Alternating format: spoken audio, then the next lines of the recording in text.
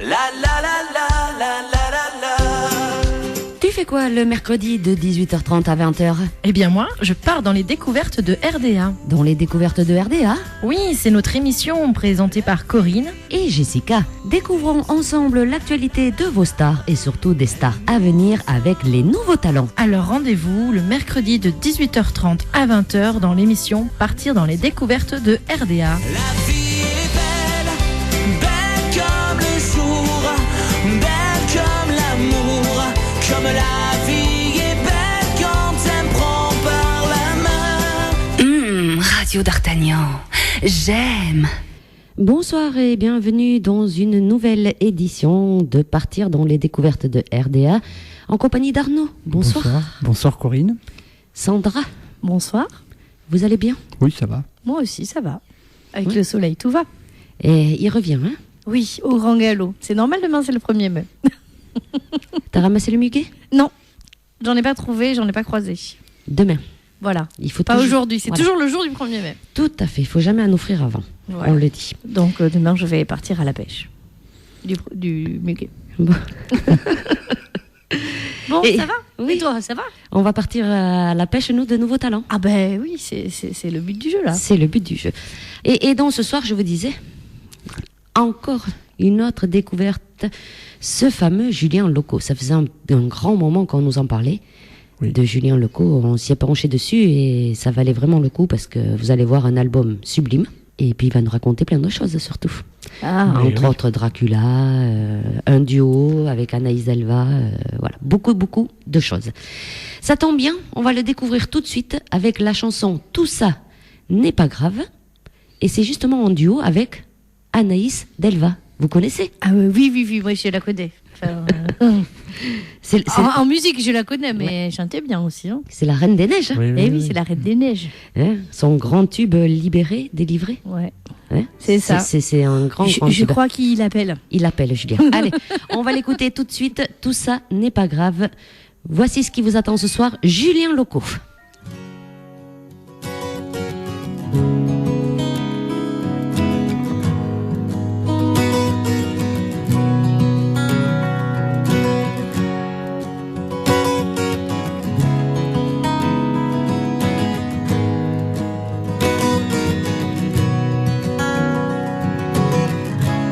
C'est fou comme la vie me fait de l'ombre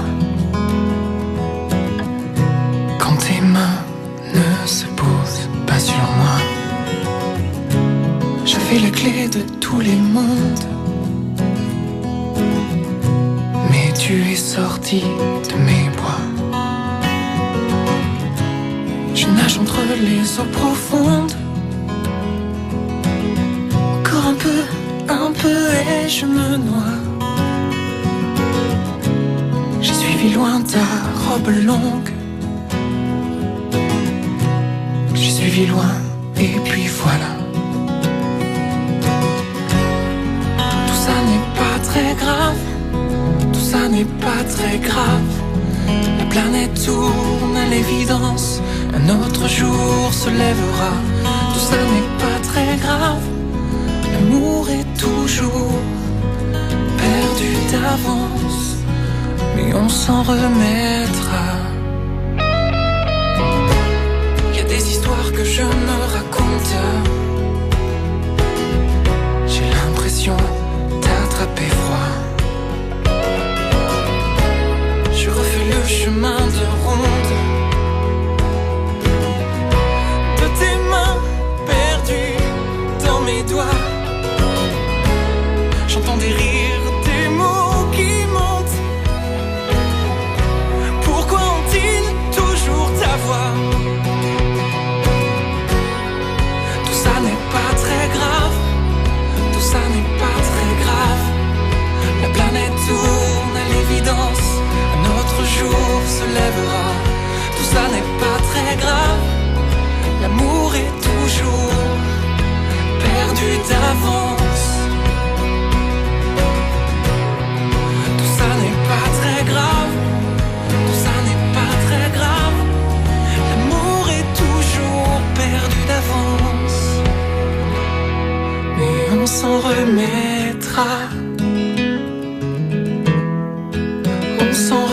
remettre.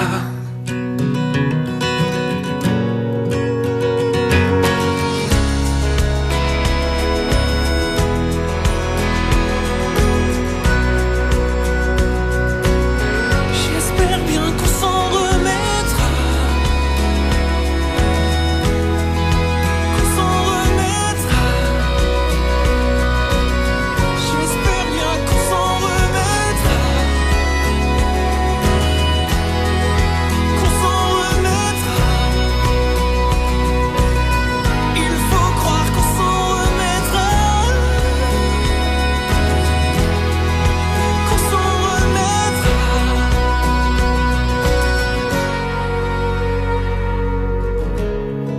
Est-ce qu'on s'en remettra?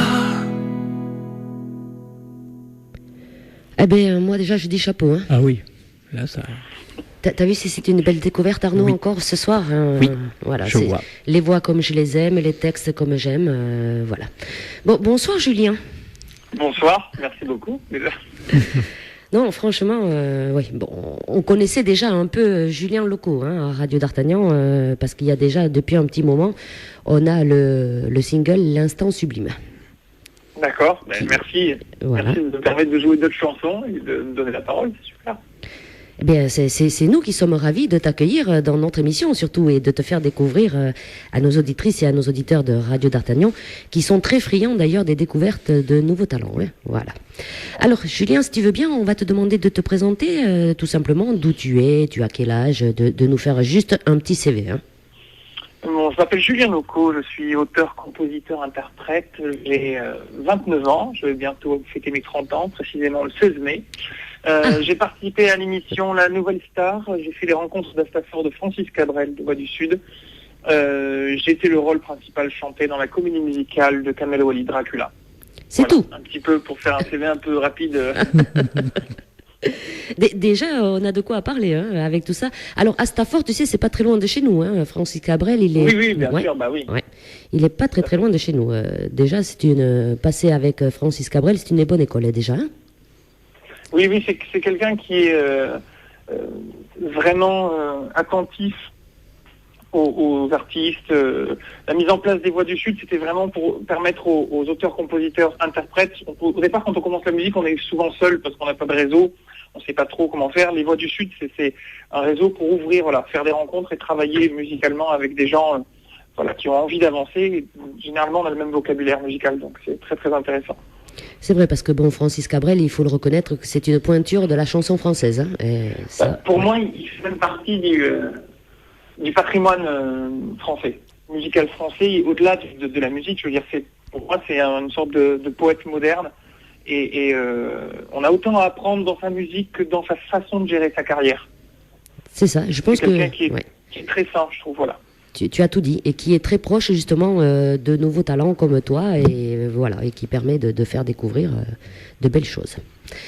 Alors, Julien Loco, c'est ton nom de scène, je suppose? C'est pas ton vrai nom, Julien Loco. Oui, c'est mon nom de scène, tout à fait. Pourquoi tu as choisi Loco? Loco, parce que ça vient donc de la folie en espagnol que j'ai personnifié avec un K, parce que ça s'écrit L-O-K-O. Oui. Parce que pour moi, c'est être un... Tout en étant vrai, c'est être un autre personnage quand on est sur scène. Précisément être un personnage... voilà, c'est une sorte d'autre entité artistique, si je peux le dire comme ça. Voilà. D'accord. Alors, tu te classifies dans quel genre de musique à l'heure actuelle, toi, Pop. Julien? Pop. Pop. Ouais. C'est plus pop. Vraiment. Vraiment pop. Au sens large. C'est bien, pop. Oui. C'est de la bonne musique. Alors, Julien, tu nous as dit que tu avais 29 ans. Bientôt ton anniversaire, on a retenu, je le vois, le 16 mai. Hein. Oui. C'est bientôt ça. Bon. Ça t'est venu quand, le goût de la musique? Est-ce que tu as été bercé depuis ton jeune âge ou ça t'est venu récemment? J'ai pas grandi dans une famille d'artistes, bien au contraire. Mes parents et ma sœur sont pas du tout dans cet univers-là. Oui. J'ai commencé le piano à 4 ans, très tôt. J'ai fait 14 ans de batterie, j'ai appris la guitare tout seul, donc j'étais toujours dans la musique et dans l'image, dans l'artistique. Je dessine beaucoup, je réalise des courts-métrages et depuis tout petit, je faisais beaucoup de choses comme ça. La musique, au départ, quand j'étais tout petit, je comprenais pas qu'on puisse dédier sa vie à la musique parce que c'était quelque chose qui n'était pas palatable, qu'on pouvait pas toucher, qu'on pouvait pas. Et en fait, voilà, ça m'est arrivé en pleine figure. Je peux pas vivre sans musique. Et depuis tout petit, je crois que ça s'est manifesté très tôt. Cette envie de faire la musique. En tout cas, on m'a pas inscrit dans une école de musique parce que c'était la mode et qu'il fallait le faire. C'était vraiment une envie de ma part. Et alors, tout petit, oui, alors tu disais à 4 ans le piano, t'avais un piano chez toi ou c'était des gens que tu connaissais qui jouaient du piano Non, c'était une dame qui avait qui donnait des cours de piano à son domicile. C'était plus de l'éveil musical, on va dire, où j'ai connu mes premiers stress des représentations où on fait venir les parents chez la dame pour montrer ce qu'on sait jouer et tout. Donc j'ai eu les premiers stress des premières représentations très tôt. Ce qui m'a un peu complètement désinhibé. C'est-à-dire que je suis monté sur scène sans problème, tout va bien. Ça m'étonne pas. les premiers temps, ouais, quand on est tout petit, on s'habille bien, on va jouer le petit morceau, parce qu'il faut pas imaginer qu'on joue des partitions hyper longues, on jouait des trucs de quelques mesures, mais waouh, c'était quand même déjà une sacrée expérience. Oui, c'est vrai qu'à 4 ans, oui. Alors justement, quand on a 4 ans ou un peu plus, des fois quand on se met derrière le piano, on a envie d'imiter un chanteur, on se dit, moi quand je serai grand, je veux être comme... Est-ce que justement il y a des chanteurs ou des chanteuses qui t'ont inspiré à toi, Julien?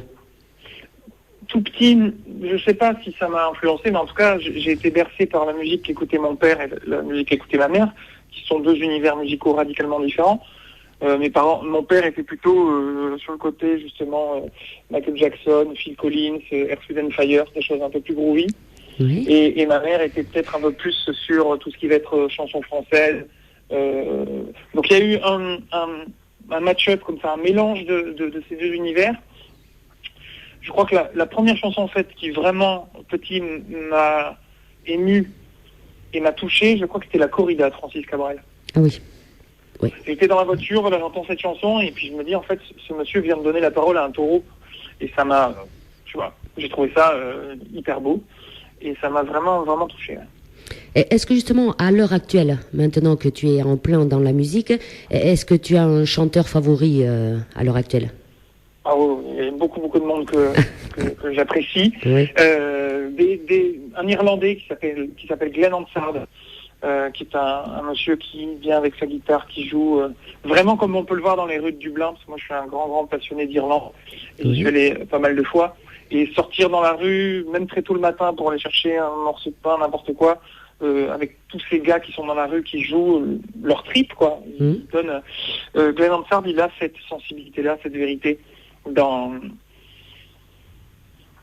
voilà, qui me touche tout particulièrement. Et puis après il y a Bernoft qui est un Norvégien extrêmement talentueux, Émilie Simon, Jeff Buckley, De Palmas, voilà, c'est très varié, j'aime beaucoup de monde, et tout en étant très sélectif. Oui. Je ne suis pas quelqu'un qui écoute tous les styles de musique. Voilà, il y a des styles de musique qui vraiment m'énervent et que je ne comprends pas. C'est-à-dire en fait, c'est un peu comme quand on arrive dans un musée avec une exposition d'art contemporain. C'est quelque chose qui, moi, parce que c'est l'essence, c'est mon essence, c'est ce que je suis, et je veux vraiment tout donner quand je fais de la musique, sans avoir la prétention de révolutionner quelque chose, c'est juste de fournir un témoignage artistique et de dire, voilà, ma sensibilité artistique, c'est ça, je vous le donne, je sais que ça plaira pas, je sais que ça peut plaire, mais quand moi j'arrive dans une expo contemporaine, parce que c'est l'exemple qui me revient le plus souvent à la figure, oui, que je ne comprends pas ça, je suis incapable, ça fait monter de la colère en moi. Je sais pas, c'est comme si on se comprend pas. Voilà, c'est ça. Et moi, je comprends pas que mettre en suspension un mouchoir à un fil, qu'on puisse appeler ça de l'art. Voilà, c'est pour ça que j'y suis très sélectif, parce que je suis entier. Quand ça me plaît pas du tout. Et je suis pas capable de dire ouais, bon, ça me passe au-dessus, quoi. Pour moi, l'art a tellement été ancré depuis le début dans nos vies, dans notre quotidien, que faire juste partie de quelque chose et puis ne provoquer aucune émotion, ouais, bon voilà, quoi. C'est un peu pareil quand j'entends des chansons où je me dis, moi je peux pas me dire une chanson c'est soit je l'aime pas. Je sais pas dire oui, ouais, peut-être, écoute, peut-être en fond musical comme ça, non. Si c'est en fond musical, c'est que pour moi ça me touche pas et voilà. Très bien. C'est un peu décousu ce que je dis, mais... Non, on a très bien compris. Julien, tu es auteur, compositeur et interprète. Oui, tout à fait. Et tu viens de sortir donc un album. Tu en as sorti déjà avant, hein. Tu n'es pas à ton premier album avec Graffiti Cowboy. Oui, tout à fait. En fait, c'est dans un sens le premier album fait de cette façon, puisque Oui. c'est un album de partage. Je voulais que ce soit un album très fédérateur, très solaire, qui ait plein de rencontres. Les 2 albums précédents que j'ai fait avant, j'étais vraiment tout seul, avec mes machines à créer beaucoup de choses. Cet album-là, c'est Graffiti Cowboy, ce sont des rencontres avec des auteurs, des compositeurs, des musiciens, le public aussi, puisque le public a pu participer au financement de l'album. Donc voilà, à tous les niveaux, c'est du partage, cet album. Donc c'est mon 3e album, mais c'est mon premier album étant partagé, on va dire. Alors, tu avais sorti un EP, si mes souvenirs sont bons, en 2013. Et après, donc, tu as sorti Graffiti Cowboy en 2014. Et donc, il a été financé par les internautes. Sur quel site tu t'es mis, Julien? Alors, il y a eu un site qui s'appelle Oukto, qui est un site participatif. Et après, il y a le deuxième qui s'appelle Kiss Kiss Bank Bank. D'accord. Et tu as atteint donc le financement très rapidement ou pile à la date? Oui. Oui. Extrêmement rapidement.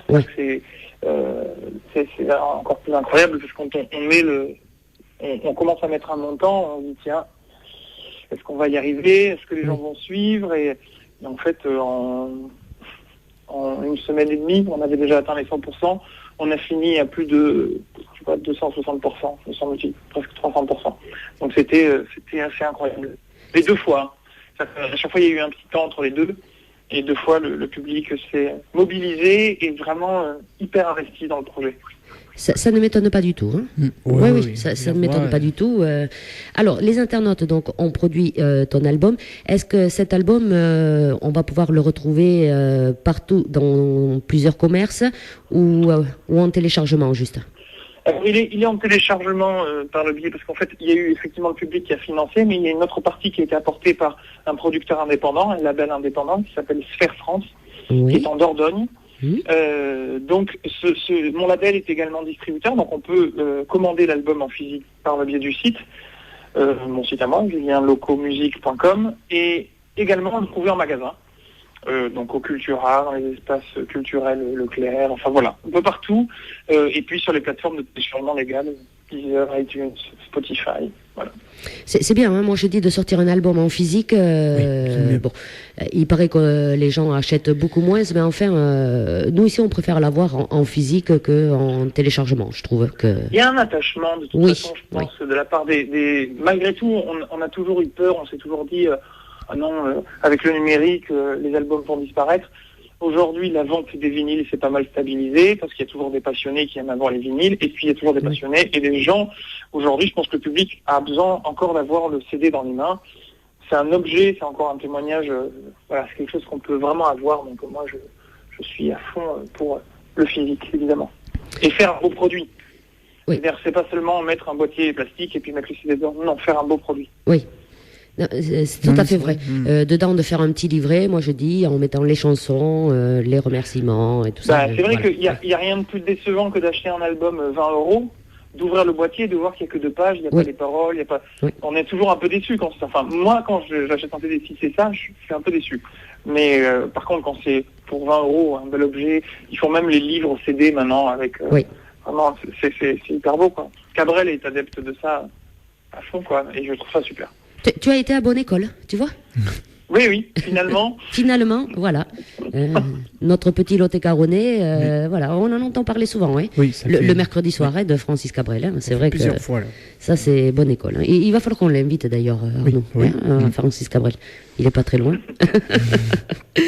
Alors Julien, tout à l'heure, je voudrais y revenir dessus parce qu'on a démarré, pour te faire connaître un petit peu à nos auditrices et nos auditeurs, avec la chanson Tout ça n'est pas grave. Tout ça n'est pas très grave, oui. Voilà, tout ça, j'ai oublié le trait, moi. Voilà, tout ça n'est pas très grave. C'est pas très grave. Bon, tu as raison, tout ça n'est pas très grave. Par contre, voilà, j'ai vu qu'il allait être mis sur M6 à partir de mai 2014. Oui, tout à fait. En fait, je suis également réalisateur. Oui. Donc, je réalise aussi mes clips. Et j'ai réalisé avec un ami bordelais, puisque je travaille avec ce qu'on appelle la famille des gens de Bordeaux. Oui. Donc j'ai un ami qui est réalisateur et ensemble on a co-réalisé mon nouveau clip qui nous a demandé un gros travail au niveau des effets spéciaux, au niveau du rendu. Et le clip a été sélectionné dans le cadre d'une émission qui s'appelle Gagne ton clip sur M6, qui est une émission qui va être diffusée à partir de du 1er mai 2014.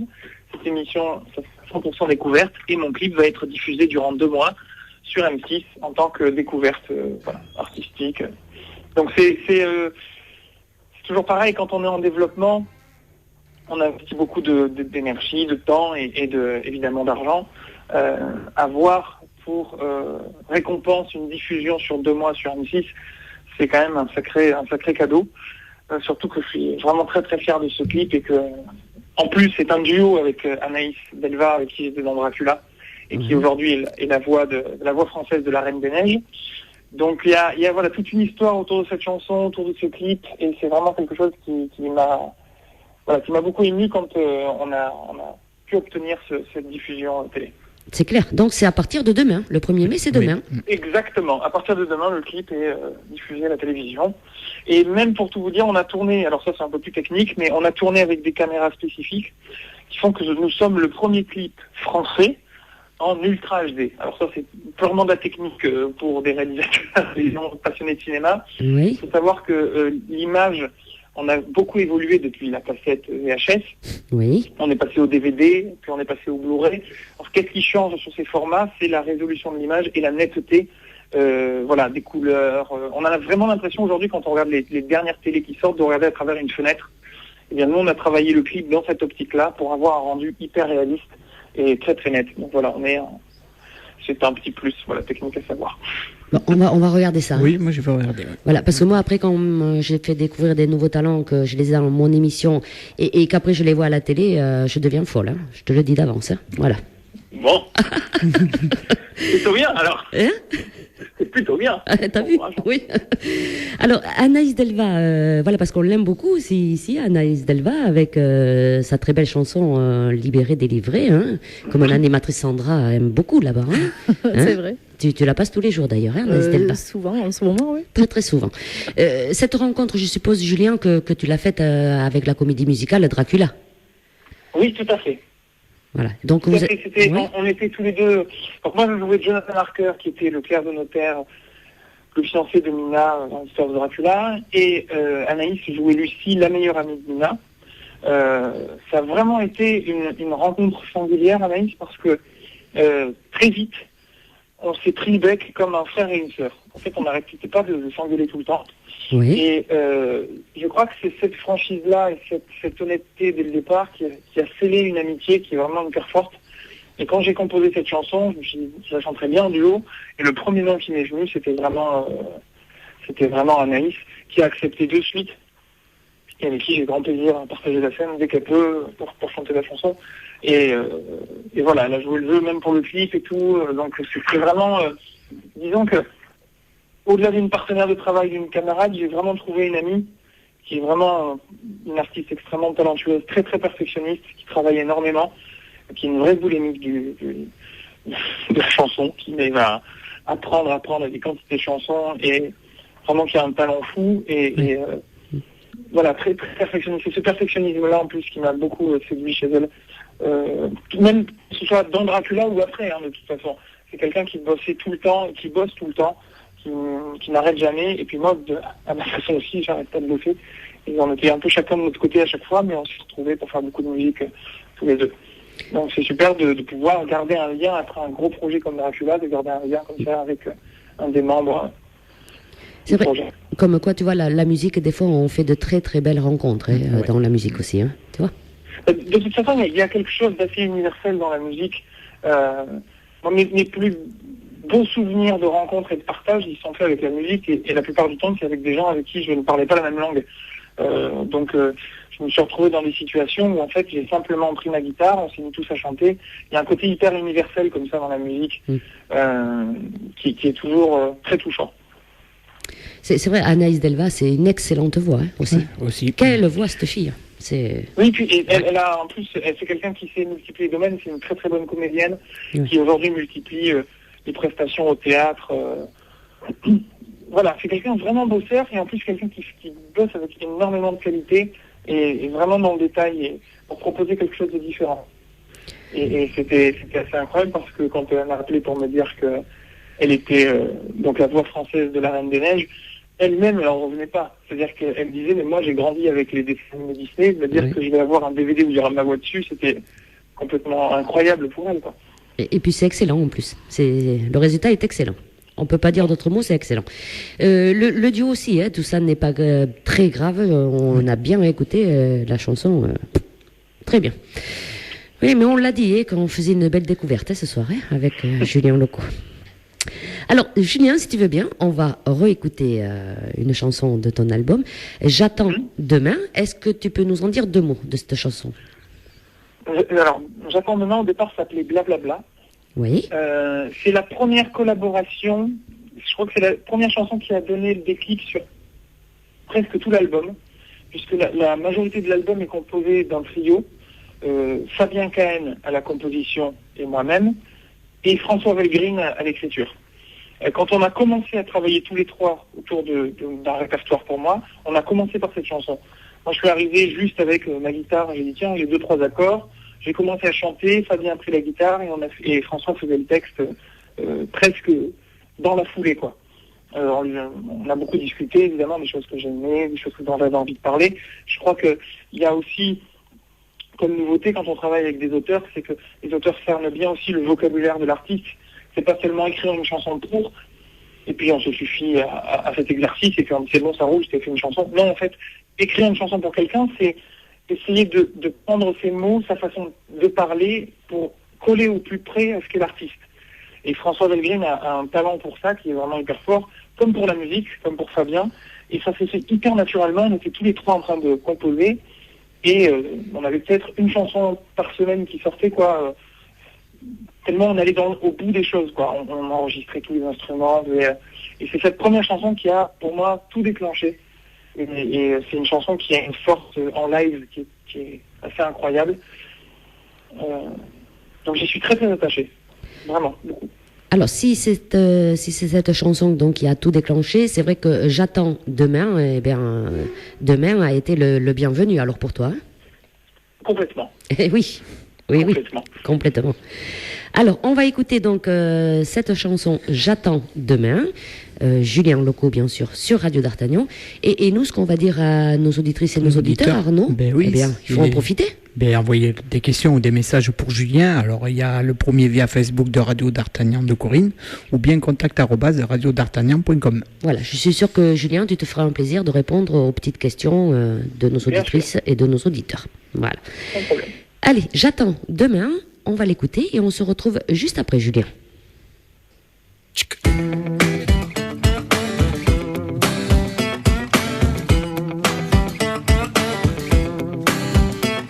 J'entends le cliquetis des machines qui ajoutent et suppriment des trucs et des machins. J'entends le ronron des bobines, les dialogues des vieux films qui me disent je me souviens. J'entends très bien, j'entends très bien. J'entends les rumeurs qui s'alignent, toutes les leçons imbéciles qui voudraient tellement bien. Ça hurle dans tous les coins, mais tout ça ne veut rien dire.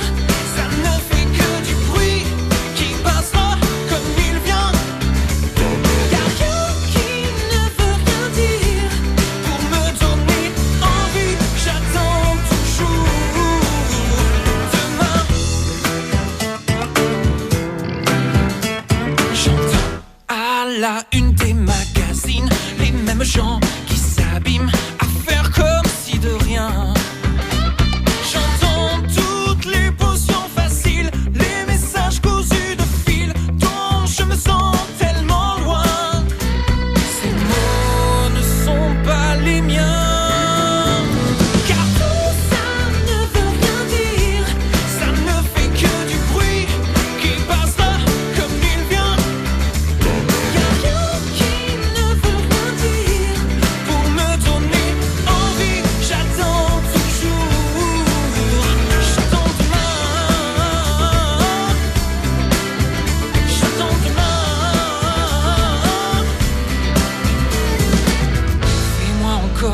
des promesses. On verra bien ce qu'il en reste. Un jour quelque chose me surprendra peut-être. Peut-être enfin, peut-être enfin. J'espère bien.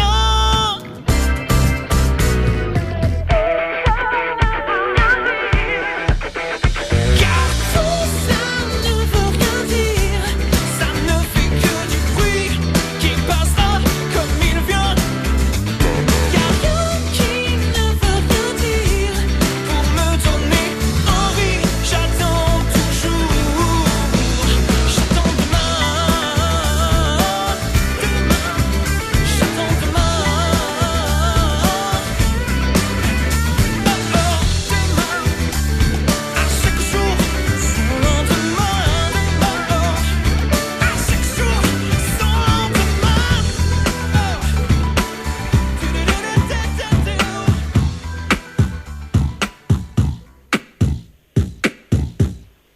Ah, le batteur, il continue, hein. Oui, C'est excellent. oui. Je suis très ravie de te faire découvrir ce soir à nos auditrices et nos auditeurs. Franchement, ouais, excellent. D'ailleurs, il y a Nati de la région parisienne qui nous dit « Il parle aussi bien qu'il chante, un bonheur de l'écouter. Bon, merci bien. » Tu vois? Je suis flatté. Alors Julien, si tu veux bien, on va parler un petit peu de ton parcours dans la musique. Alors tu nous as dit tout à l'heure que tu avais commencé le piano à l'âge de 4 ans. Mhm. Est-ce que tu as fait des cours pour jouer des instruments de musique? Et lesquels? J'ai pris des cours j'ai pris 14 ans de cours batterie, percussion. J'ai Oui. suivi une école de musique, j'ai rencontré différents professeurs de musique. Ça n'a pas toujours donné ce que je voulais, mais en tout cas j'ai fait 14 ans de cours, sinon tout le reste. J'ai appris guitare seule, le chant en autodidacte, la basse également, les claviers, et puis tout ce qui est machine, puisque j'utilise beaucoup de machines sur scène. Du coup voilà, j'utilise beaucoup de choses différentes. Mais j'ai vraiment appris seul, tout en étant toujours très perfectionniste. Je ne veux pas présenter quelque chose si c'est approximatif.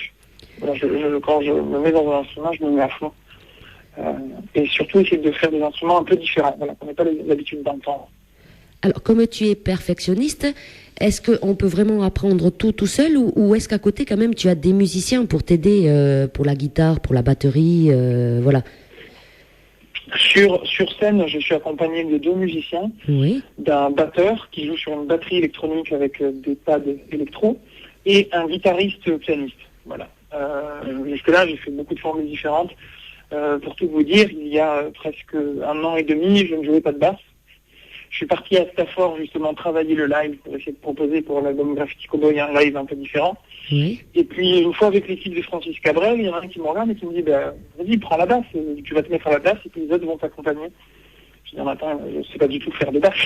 C'est-à-dire que je sais jouer de la guitare, je sais jouer du piano, mais la basse c'est une technique et tout. Non, mais c'est intéressant parce que comme je peux monter très aigu, et il me dit c'est hyper intéressant le décalage entre la basse qui descend très bas au niveau des fréquences et toi qui montes très haut. Et avec ta façon de chanter, je suis sûr que ça va coller. Et en fait, j'ai pris la basse et ça a été une révélation pour moi. La basse, c'est quelque chose qui... Voilà, j'ai une technique de guitariste que j'applique à la basse. Et voilà, je crois que c'est aussi créer sa façon de jouer d'un instrument. Alors, il y a évidemment une base à suivre, une base théorique, qui n'est pas toujours essentielle.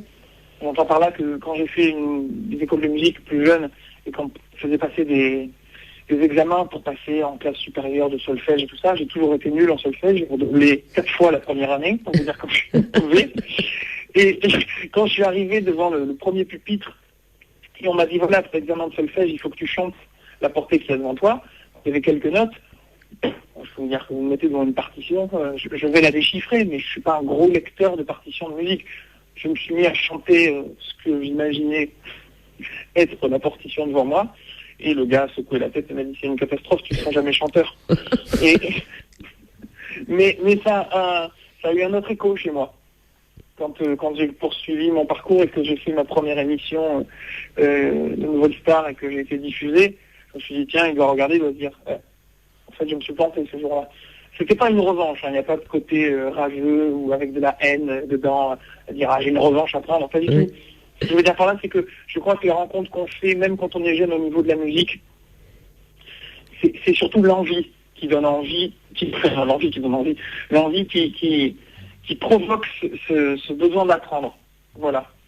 Et je crois que dans un premier temps, l'erreur la plus difficile, je crois, et là je parle pour tous les gens qui veulent se mettre à la musique, c'est que généralement les gens ont le souvenir de la flûte à bec en 6e, qui pour moi est la pire des erreurs pour éloigner les gens de la musique. Parce que tout le monde n'est pas flûtiste, tout le monde n'a pas une relation avec la flûte, on est d'accord? Oui. C'est le premier. Oui. Et du coup, on peut avoir 50 ans, se dire j'ai envie de faire de la guitare, je vais me mettre. Et ce qu'il faut, c'est commencer par travailler des morceaux à la guitare de chanteurs qu'on aime, parce que on a l'habitude de les écouter, parce que ça a un écho chez nous tout particulier, et ça donne envie. C'est cette envie-là qu'il faut cultiver, et la chance que j'ai eue avec les musiciens qui ont partagé la scène avec moi, et les nouveaux et les anciens professeurs que j'ai eus, c'est que ils ont cherché à me donner envie. Voilà, c'est ça. Je crois que c'est le plus important. C'est l'envie dans la musique. L'envie et on est vrai quand on est sur scène. Ouais, l'envie et puis la passion. C'est vrai que je reviens, on en a parlé il y a pas longtemps, quand on était à l'école avec cette fameuse flûte, voilà, où on nous faisait jouer au clair de la lune, voilà. Exactement, le fameux au clair de la lune. Hein, c'est ça, voilà. Mais c'est vrai que moi, ça m'a dégoûté de la musique. Tu as entièrement raison, hein, parce que quand je jouais au clair de la lune, eh bien, bon, c'est vrai que. Non, il y a un côté un peu comme ça imposé, alors que si on demandait simplement qu'est-ce que tu as envie de jouer, j'en parle par expérience parce que avant d'être vraiment dans le milieu installé, j'ai une toute jeune carrière et un petit bout de carrière, on va dire pour l'instant, mais avant j'ai travaillé dans un magasin de musique. Et donc j'ai croisé plein de mondes différents, donc il y a des profils différents, des gens qui voulaient se mettre à musique, des gens qui avaient été dégoûtés, des gens qui ne savaient pas comment faire et tout. Et en fait c'est ça. Il faut imaginer qu'on peut être le meilleur chanteur, avoir la meilleure chanson, la meilleure mélodie, le plus beau texte de l'univers, les musiciens les meilleurs du monde avec soi sur scène. Si on n'a pas l'envie et qu'on n'y croit pas, on le sentira. C'est au-delà des mots. La musique, c'est au-delà des mots. Voilà. C'est quelque chose qui va plus loin, ça va plus fort et il y a tellement de nuances dans la musique qu'il faut y aller avec de la passion et de l'envie. Et si on ne garde pas ça, on dénature quelque chose et on finit par se lasser, par avoir envie. Ça tombe, voilà. Alors il y a des gens qui sont en 6e, ils ont une révélation. Hein. Attention, la flûte, ça va bien. Mais moi, ça peut y aller. La flûte, moi, j'avais plus envie de jouer de taper sur des casseroles, voilà. Oui.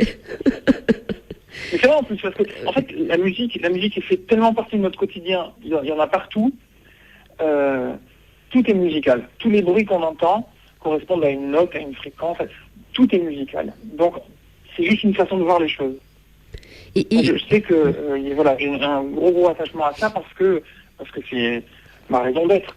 Mais c'est ce que j'essaie de dire de cette façon, c'est juste pas considérer que la musique ne peut être qu'un fond musical. Voilà, un fond de bruit qui nous accompagne.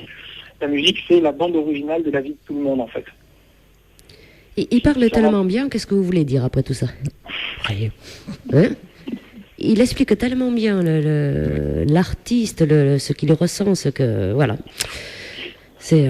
oui. Alors, par contre, Julien, bon, on a quand même écouté déjà 2 chansons à toi ce soir, hein, parce que c'est pas la première fois qu'on t'entend. Il y a une voix extrême, moi je dis, et tu es en train de dire que tu n'as fait aucun cours de chant. Non, j'ai pris des cours de chant uniquement pour Dracula. En fait, c'était plus du coaching, pour apprendre à gérer un petit peu la gestion du souffle, parce qu'on était dans une représentation assez intense, il y avait 2h30 de spectacle, des journées, on en faisait 2 à la suite, et c'était un planning assez chargé. On était pendant 3 mois au Palais des Sports, avec le dimanche soir et le lundi de relâche. Donc tous les autres soirs, on était en représentation. Il faut apprendre à gérer sa voix, son sommeil, le souffle, l'énergie, parce que quand on chante, on fait appel à plein de choses. Et du coup, c'est plus être devant un micro et pousser la voix. Voilà. Dans une comédie musicale, on bouge, on danse, on interprète, on se met à crier, et voilà, faut gérer tout ça Et donc les cours que j'ai eus, c'était vraiment pour nous permettre de gérer au mieux ces 3 mois et la tournée qui a suivi. Ça t'a servi quand même après pour l'enregistrement de ton album, tout de même. Oui, alors du coup, ayant goûté évidemment au conseil de quelqu'un qui est extérieur, c'est toujours intéressant d'avoir une personne qui n'est pas du tout dans votre projet, qui vous regarde et qui vous dit tiens, ça c'est intéressant comme ça c'est moins, je pense que tu peux essayer comme ça. Parce qu'on se crée tous une technique, une façon de chanter. Et pour bousculer, c'est très automatique en fait, c'est presque instinctif. Pour bousculer un peu cet aspect-là, on insuffle un peu de technique. Voilà, moi je considère un peu comme ça, c'est de mettre un peu de technique dans quelque chose qui fait partie de nous, et je m'en suis servi évidemment pour la suite de mon album. Est-ce que justement, tu as eu l'honneur de faire la comédie musicale Dracula. Est-ce que tu avais fait avant des cours de théâtre pour se sentir mieux et pour pouvoir jouer justement la comédie? Non, j'ai fait, je réalise, donc je joue aussi, je suis comédien, donc c'est quelque chose que j'avais développé depuis longtemps, et puis je suis toujours dans ma quête artistique de proposer quelque chose d'un peu différent, ou en tout cas que ça a un écho chez les gens. Je voulais absolument lutter avec le fait qu'un chanteur était simplement un chanteur qui montait sur scène, il poussait sa note et puis c'était terminé. Pour moi, la vérité d'un chanteur, c'est quelqu'un qui interprète et qui vit vraiment ses chansons. Je pense à Brel, je pense à beaucoup plus moderne aujourd'hui, je pense à Stromae, voilà, pour donner 2 extrêmes. Ce sont des gens qui vivaient leurs chansons. Cabrel, quand il chante la corrida, il vit vraiment la corrida. Oui, oui. Et du coup, c'est lié étroitement. Un chanteur est aussi comédien, puisqu'il va vous faire croire, durant 3 minutes, qu'il est un taureau et qu'en fait, il est en train de mourir pour le bon plaisir des gens qui sont autour en train de regarder. Il faut y croire quand on chante ça. Quand on chante qu'on est déchiré par une séparation et que l'amour n'est plus là et qu'on est au fond du trou, il faut y croire, il faut que ce soit vrai. Donc il y a une part de théâtre et de comédie là-dedans, même si on se sert évidemment d'expérience et de choses qui sont vraies, mais il y a une part de jouer aussi dedans. Un chanteur, c'est aussi un comédien. Donc, j'ai pas pris de cours pour la comédie musicale Dracula. On en a eu aussi avec un comédien très talentueux qui s'appelle Philippe Lelièvre. Oui. Et on a cherché à coller au plus près de nos personnalités. C'est-à-dire qu'on a été choisi vraiment en fonction de qui on était, pas pour correspondre à un rôle. C'est-à-dire que quand on nous a vus, on nous a dit lui c'est Dracula, lui c'est Jonathan Marker, lui. Et on n'a pas eu besoin de trop chercher non plus. On était assez près de nos caractères. Parce que toi, tu arrives à jouer, tu dis, bon, t'es comédien, t'es assez complet. Hein, moi, je dirais un artiste assez complet. Parce qu'il y a des chanteurs, voilà, qui font pas de cours de théâtre et tout ça, et quand ils montent sur scène, eh bien, ils arrivent pas à jouer, justement. Non, il y a... Jouer, la comédie, c'est un peu mentir aux autres, mais en disant qu'on y croit. Ouais. C'est-à-dire que je vous raconte un mensonge, mais au fond de moi, je me dis, tiens, c'est vrai, en fait, ce que je suis en train de vous dire. Et c'est ça, en fait, c'est une sorte de vérité. Encore une fois, c'est toujours une quête de vérité. Donc il y a des gens qui ne savent pas jouer, qui ne savent pas faire semblant, oui, il y a plein de gens comme ça, mais moi, j'ai pas ce problème-là. J'ai pas ce problème-là parce que quand je suis sur scène et que je joue le personnage qui est enfermé, j'ai joué le personnage qui était enfermé dans un donjon séquestré par un vampire, et j'y croyais vraiment. Voilà. Non mais moi je dis c'est fort, hein, ça, parce que voilà, il faut bien interpréter. Ouais, t'es complet, un artiste complet. Merci bien. Jean Cocteau disait, je rebondis là-dessus, oui. Jean Cocteau disait, je saute de branche en branche, mais toujours dans mon arbre. Et en fait, pour moi, cette phrase, c'est vraiment ce que je suis et ma quête artistique. C'est-à-dire que de branche en branche, c'est-à-dire passer de la musique au cinéma, au théâtre, au dessin, parce que je dessine aussi, mais toujours dans mon univers. Toujours, voilà, quelque chose qui est cohérent avec qui je suis. Et je ne fais pas les choses pour obtenir quelque chose d'autre. Je ne le fais pas par opportunisme, je ne le fais pas de l'ambition en journée, mais j'ai pas c'est pas pour obtenir quelque chose, voilà. Je le fais jamais par intérêt, on va dire. C'est une passion extrême, hein, voilà, une passion vraiment pour la musique. Alors, et en plus de ça, hein, donc tu es comédien, tout, et en plus de ça, tu écris tes propres chansons. Oui, j'écris, j'écris même des histoires par rapport aux chansons que j'ai composées. Donc voilà, c'est un exercice, j'ai essayé d'écrire en d'autres personnes aussi. Sur cet album, sur Graffiti Cowboy, j'ai fait plus appel à des gens qui avaient une écriture particulière parce que je voulais dire des choses particulières avec des mots un peu différents. Mais j'écris aussi dans un univers assez onirique. Parce que j'aime bien raconter des histoires. J'aime bien parler, faire évader les gens. Alors justement, oui. Justement, les histoires, est-ce que tu les prends imaginaires ou tu les prends pour un vécu qui vient de t'arriver ou comment tu fais pour écrire? Je vais partir de quelque chose qui est un sentiment très réaliste. Généralement, je parle beaucoup d'amour, quelle que soit la chanson. C'est toujours avec un angle un peu surprenant, mais ça parle toujours d'amour, alors que ce soit amour fraternel, que ce soit amour passionné, que ce soit l'amour de toute une vie, l'amour entre communautés, enfin ça parle toujours de ça, sur un angle un peu différent, et après j'insuffle un habillage, une enveloppe fantastique, voilà, un univers un peu différent, de façon à faire passer parce que le message passe mieux. Dans le cinéma, on utilise beaucoup ça. Il y a plein de films qui font appel à cette technique-là, où justement on a un discours très très lourd et très profond, avec une base, avec un univers mais complètement farfelu. Et en fait, le message passe clairement, je trouve. Tim Burton est un adepte de cette technique-là. Dans tous ses films, il y a quelque chose de très profond, et en même temps, il y a un univers tellement marqué qui peut nous raconter ce qu'il veut. En fait, finalement, on est tellement embarqué, et puis c'est après. C'est le contre-coup. On se dit, mais attends, il y a vraiment un fond. Il y a vraiment quelque chose comme ça, qui est du second temps. Voilà, une double lecture. Alice au Pays des Merveilles, c'est hyper intéressant quand on est tout petit. Oui. Alice au Pays des Merveilles, quand on est adulte, c'est incroyablement dérangeant. Voilà, il y a plein de choses comme ça. Il y a plein de double lectures. En fait, c'est la double lecture, je trouve intéressante. Est-ce que tu écris uniquement en français, Julien? Oui. Oui. Oui, on a une langue française qui est formidable, avec des mots qui sonnent. Je fais craquer une branche. Rien que dans le fait de craquer la branche, on a l'image, on a le son. Le feu crépite. On entend parfaitement Et je trouve que en France, on a un complexe avec l'anglais. On essaie de mettre de l'anglais le plus possible dans nos phrases. Et quand je vois les Canadiens et les Belges, à quel point ils sont amoureux de la langue française et avec quel soin ils la respectent, mais je suis envieux de cette attention-là, et j'aimerais bien que, effectivement, en France, on n'ait pas peur de dire la voix plutôt que the voice. Je t'applaudis pas parce que bon, ça ferait mauvais effet, mais le cœur y est, hein, voilà, ouais, le cœur y est. Je parle beaucoup.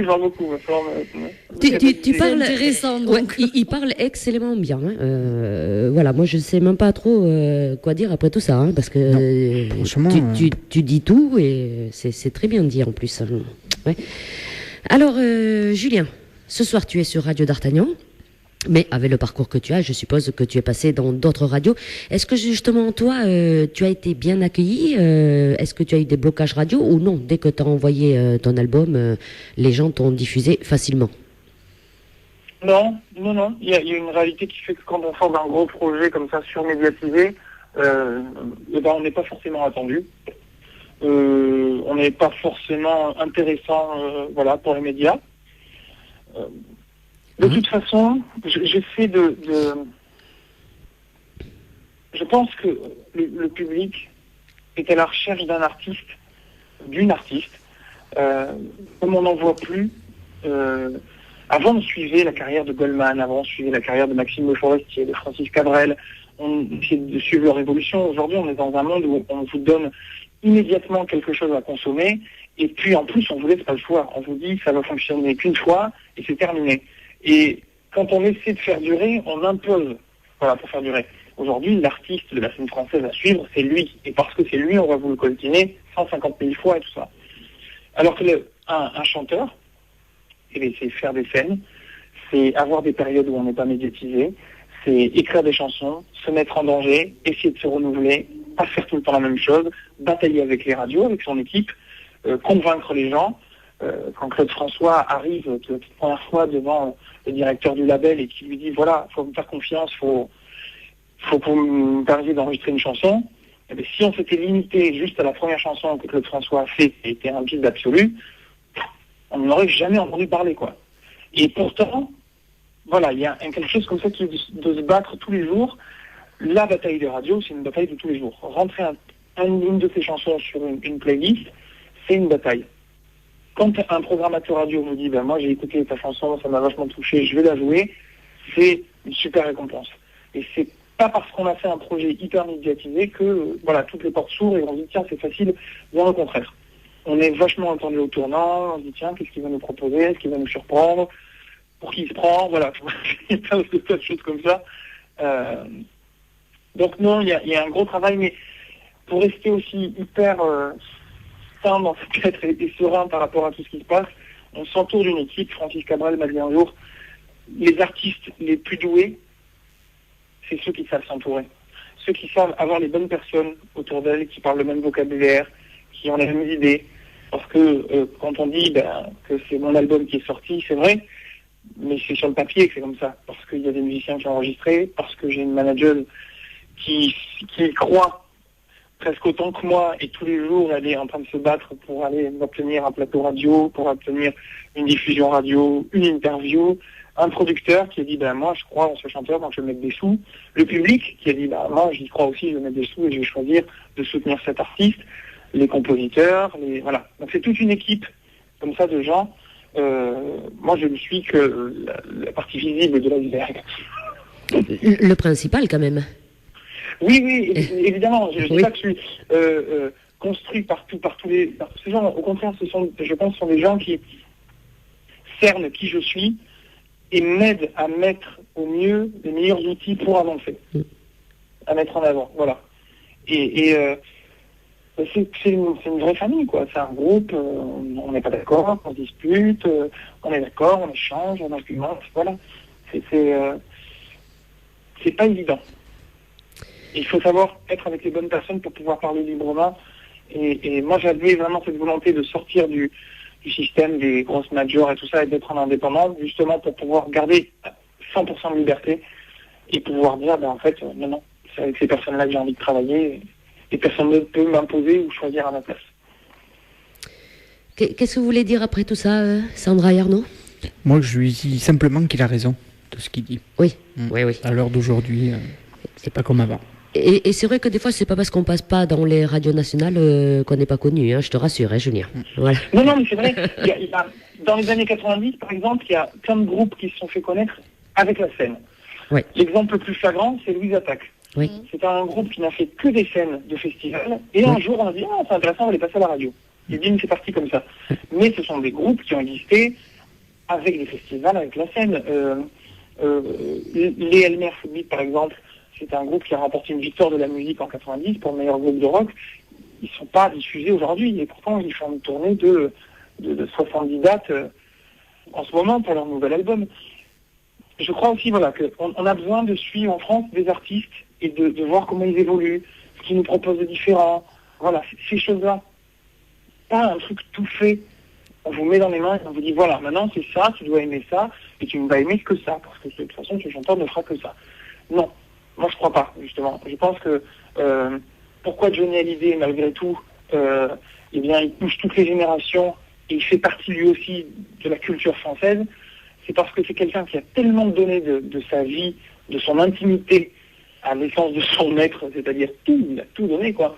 Et c'est aussi quelqu'un qui a des équipes autour de lui qui disent, là, on va essayer de faire ça, on va changer ça, on va te faire travailler avec telle personne, tu vas rencontrer telle... Et puis, voilà, il y a comme ça, ne pas se reposer sur ses lauriers et dire, maintenant ça roule, j'ai fait Born to be Alive, et puis maintenant on attend que ça tombe tous les mois. Non. Moi, l'artiste, c'est quelqu'un qui dit... bonne chose, oui. J'ai fait cette chanson et je vais essayer d'en faire une autre différente pour voir si je peux toucher autre... Voilà, se remettre en question et creuser toujours. En fait, c'est une quête permanente. Essayer d'atteindre quelque chose. Je ne sais pas quoi. En tout cas, moi, je suis en quête. Tu vas trouver, c'est sûr. Oh oui. Ouais. En tout cas, je peux vendre des aspirateurs parce que j'ai l'impression que j'ai la chasse. Donc, Oh, je crois que tu pourrais tout vendre avec. C'est vrai. Hein. Il est impressionnant. Impressionnant. Tu hein. es impressionnant. Oui. Ah oui. Ça faisait longtemps. J'avais fait quand j'étais en fac, il fallait que je paye mes études, et donc j'ai fait des petits boulots. Très très variés. Alors là, de la métallurgie à des choses qui ne me touchent pas du tout, quoi. Et j'ai fait de la vente par téléphone. C'est la plus grosse imposture qu'on puisse faire et le métier le plus compliqué, parce qu'en fait, on appelle très tôt les gens pour les déranger, pour un truc qu'ils ne veulent pas, Oui. pour leur dire si vous en avez besoin. C'est terrible. C'est vraiment terrible. Il est excellent, j'adore. Ouais, oui. Ah ouais. Alors, Julien, on va te réécouter chanter Très bien. avec l'instant sublime. L'instant sublime. Oui. Ah oui, là on Donc, ça, connaît c'est le bien. titre hein. que vous diffusez. Eh bien, c'est-à-dire qu'on l'a eu en téléchargement, on nous l'a envoyé parce que tu étais sur un site de téléchargement qui va dans toutes les radios. Donc, on l'a eu, on l'a écouté, on a adhéré, donc nous, on l'a passé, hein, parce que nous, on est comme ça. super. Voilà. Ah ben Merci oui, beaucoup. voilà.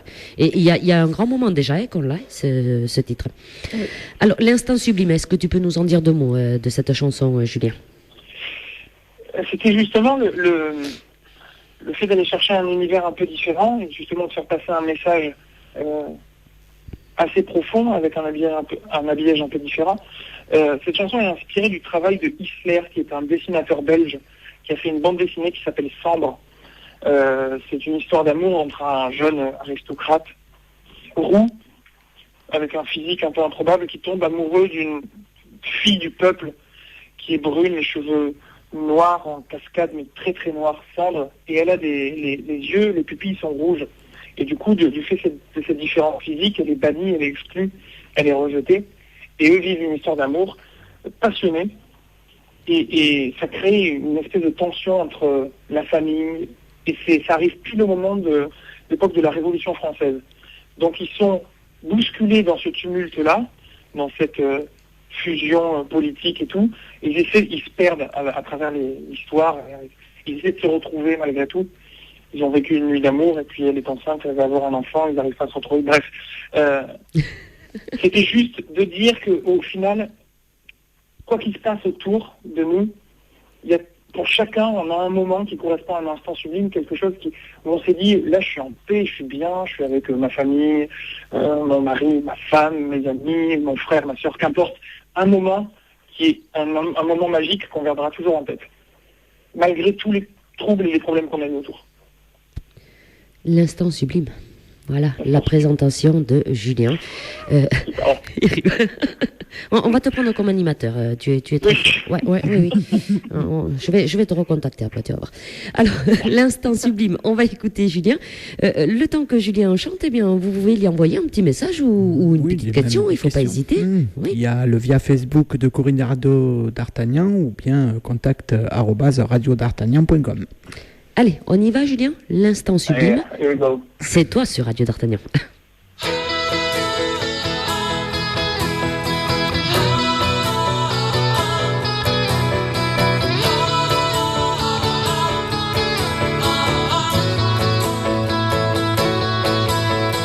Au milieu des ombres et des instants troublés, des tensions, des barbelés, il y a nos regards et nos armes braquées, les raisons de se trouver. Tout autour de nous, des révolutions qui finiront par s'embraser. Au-dessus de tout, nos deux émotions qui vont se débattre et s'affronter. Et que vive l'instant sublime de ces nuits posées sur toi, mon amour et moi. Il n'est plus question de guerre ou de cloison, que des ciels et des vallées. Je vois des portes qui s'ouvrent, la passion éclairée, où la vie t'ont oublié.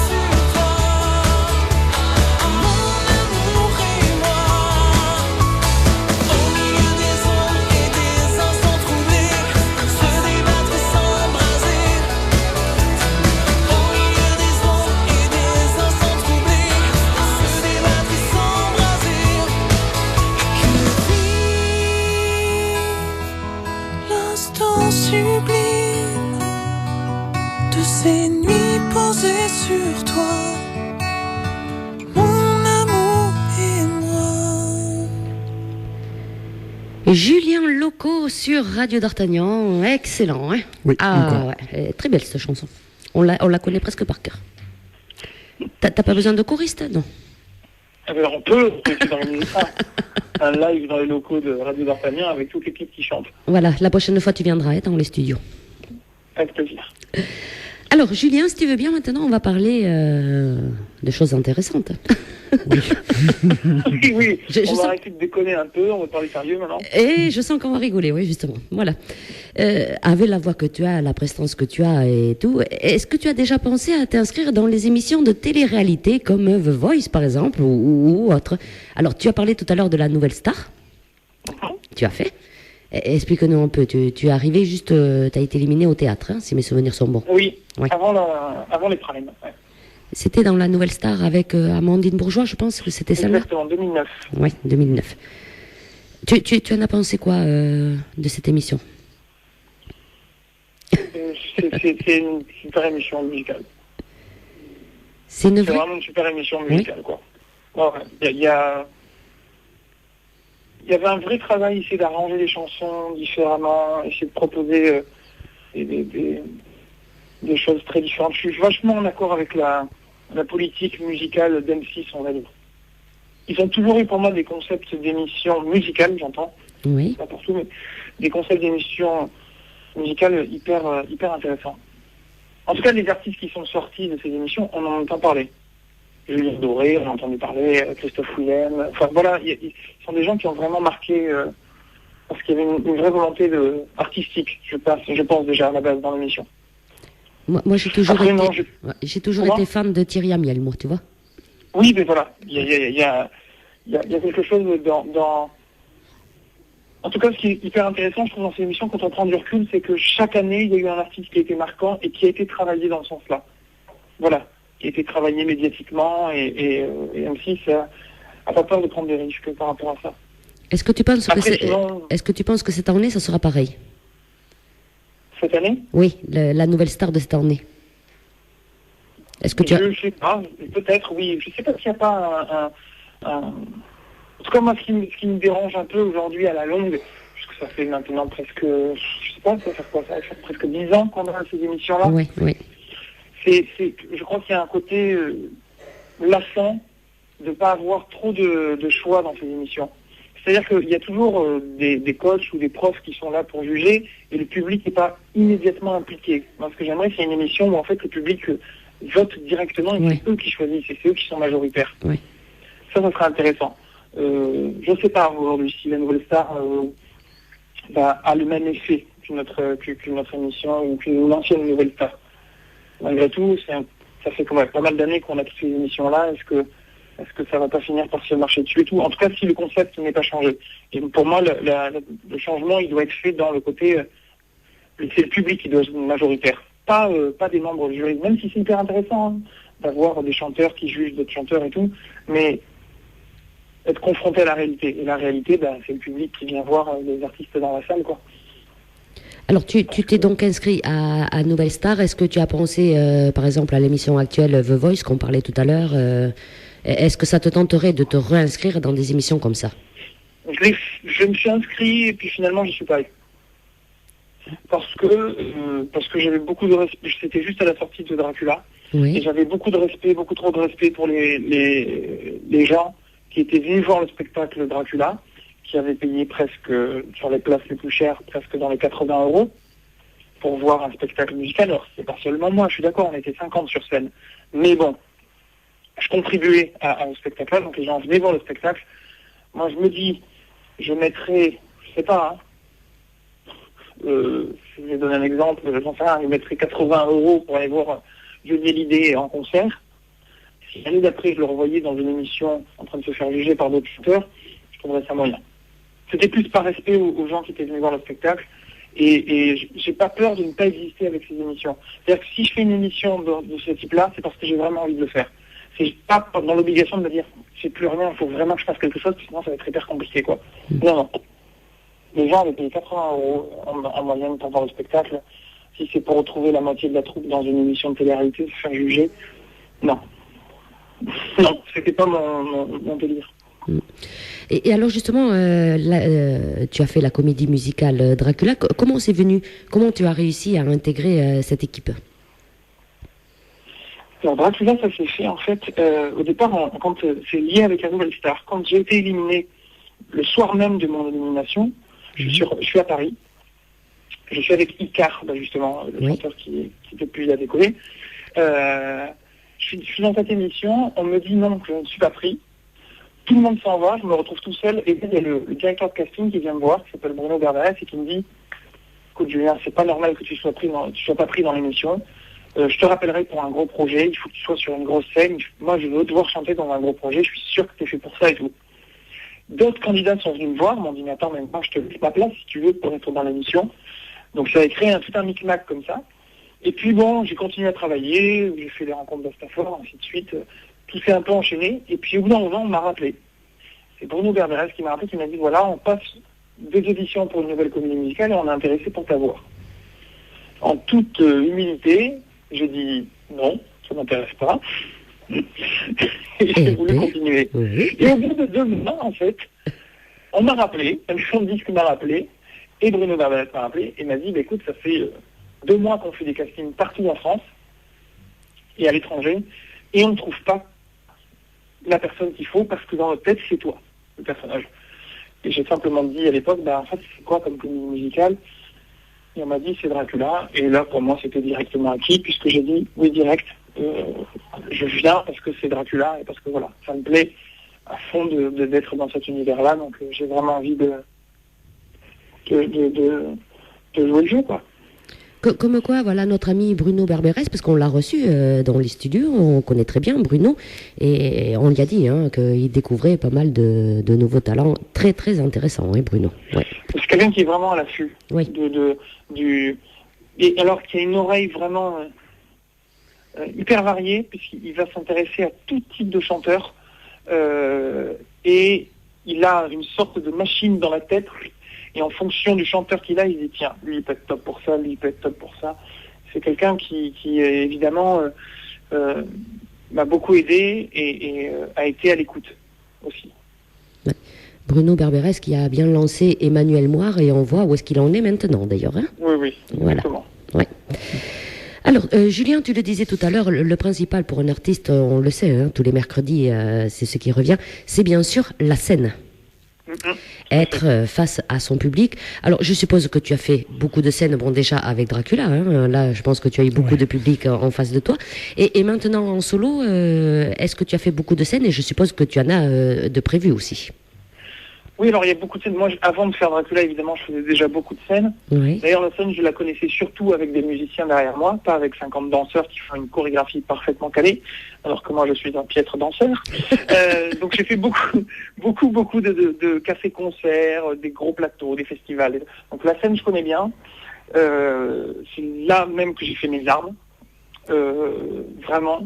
Et je dirais même plus que c'est dans les pubs où j'ai fait mes armes, parce que je viens avec ma guitare, ma solo, je m'installais, je commence à chanter. Il faut imaginer qu'il y a 40 personnes dans le pub et que les 40 personnes qui sont là, ils sont pas venus vous écouter. Ils sont venus prendre une bière. Oui. Donc il va falloir les intéresser, ces gens-là. Donc voilà, j'ai 3 minutes. Ok, il faut être hyper intéressant pendant 3 minutes et capter le maximum d'oreilles.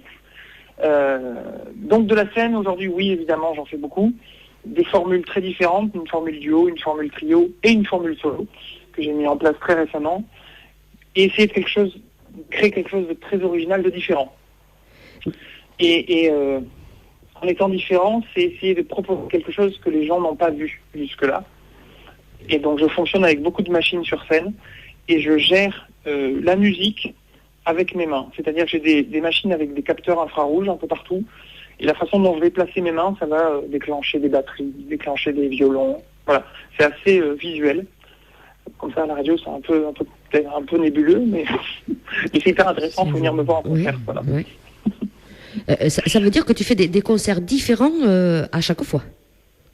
J'essaie de proposer quelque chose de différent à chaque fois, oui, tout à fait. C'est bien. Tu fais un orchestre à toi tout seul, avec les mains Voilà, oui, en fait, je joue de la basse, de la guitare, du piano, je fais plein de choses différentes, mais je gère beaucoup de choses avec les mains et les pieds aussi, je déclenche beaucoup de machines, et ça a un effet assez bluffant, pour les gens qui l'ont vu en tout cas. Bon, il va falloir qu'on se déplace.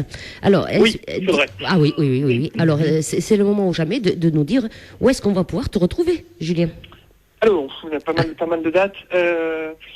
La prochaine date, nous sommes quoi? La prochaine date, ce sera alors c'est un peu dans la région bordelaise, ce sera le 10 mai. Oui, Je suis en showcase au Cultura de La Teste, sur le bassin d'Arcachon. oui, Le 10 mai, je suis en concert à Saint-Pé-de-Casté, c'est à côté de Castillon-la-Bataille. toujours dans le 33. Voilà, exactement. Ensuite, ce sera peut-être plus au mois de juin, ce sera sur Paris. Oui, Cet été, précisément au mois d'août, je suis le 5 août à la Seine-sur-Mer, dans le 83. Et je suis également le 17 août à Montluçon, dans le centre de la France. Voilà, pour les prochaines dates à venir. Il y en a d'autres qui vont se greffer, mais voilà, et quelques rendez-vous. d'accord. Je suppose que les dates, on peut les voir via ton Facebook ou via carrément ton site internet. Sur mon site internet, c'est toutes les dates qui sont mises à jour. Julien Loco, musique en anglais.com. Oui. De toute façon, on tape Julien Leco, on te trouve de suite. Hein. On te trouve partout. Oui, ben voilà. Partout, Je pense que- sur YouTube, partout. J'ai envahi la toile.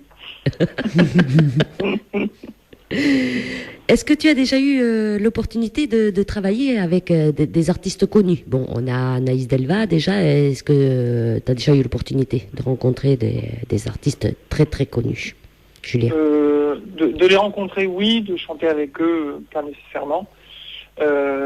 J'ai eu la chance de faire une chanson avec Art Mango. Oui. Le Le parfum de ma vie. Justement. Oui. Exactement. Une chanson qui s'appelle L'enterrement de la lune, qui était une chanson écrite par Marc Estève, qui a aussi composé une chanson de mon album qui s'appelle Des regrets en moins. Oui. Et on a chanté tous les deux, et c'était vraiment un moment, on était 4 dans la pièce, quoi. Donc c'était vraiment hyper intimiste. Ça, c'était vraiment super.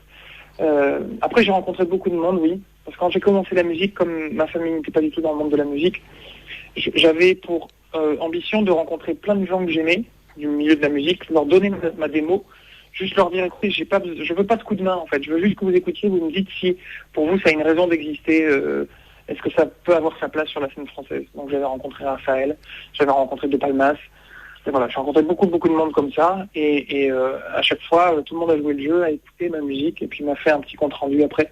Donc c'était hyper intéressant. Et des bons comptes rendus, je suppose.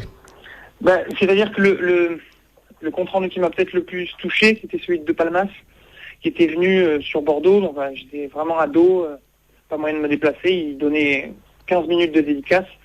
Il a dû m'accorder, je sais pas, 12 minutes dans son temps de dédicace. Et il m'a dit, je suis hyper touché par ta démarche parce que moi, c'est ce que j'ai fait quand j'ai commencé. Oui. Et j'espère vraiment qu'on va se recroiser. Et la fois où je l'ai recroisé, je faisais la fête de la musique sur France 2, à Bagatelle. Oui. Il y avait plus de 200 000 personnes devant nous. Il descendait de scène et on s'est recroisés. Il s'est arrêté, il m'a regardé, genre il m'a reconnu. Et je lui ai dit, vous voyez, en fait, on se recroise. Tu avais, Juste échanger ça. ouais, tu avais interprété le fameux Alléluia ce jour-là. Exactement, tout à fait. Déjà, il faut être calé là. Hein. Oui. Ouais. Et si je te disais là, je vais te prendre au dépourvu un petit peu, Julien. Alors, envie. Si je te disais là, il y a un artiste très très connu qui veut faire un duo avec toi, tu lui demandes, il te dit oui, tu choisirais qui? En français ou en international? Qui tu veux? C'est compliqué, beaucoup de monde. Émilie Simon. Émilie Simon. Émilie Simon. Bon. Ouais, sans hésiter. Chanteuse avec un univers vraiment singulier. Oui. Ouais, Émilie Simon. Bon. Eh bien, on espère qu'elle t'écoutera ce soir. Hein? J'espère aussi. Alors, on va écouter un autre morceau et après, on va clôturer l'émission. Hein. Ça passe vite, tu vois. Oui. Mhm. Tu parles tellement bien. J'ai beaucoup parlé aussi, donc. Ouais, mais on aime bien t'écouter parce que voilà, tu dis des choses réelles et voilà, ça fait du bien des fois hein, de dire les choses vraies, du moins. On va écouter Paradis trouvé. Est-ce que t'es pas loin de l'avoir trouvé, hein, le paradis là hein?